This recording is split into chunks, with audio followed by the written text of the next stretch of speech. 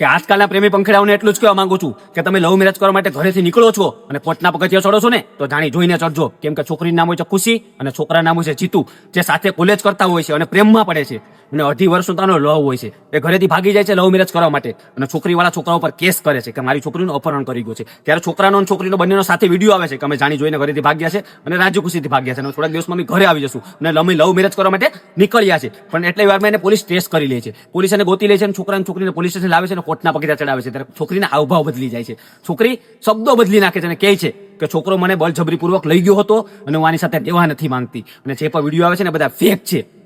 એવું કહે છે. અને હું બસ છોકરાઓને એટલું જ કહેવા માંગુ છું કે તમે ઘરેથી ભાગો છો ને તો તમારા મા બાપનું અને તમારી જિંદગીનું વિચારીને ભાગજો, કેમ કે અત્યારના સમયમાં પ્રેમ આંધળો છે.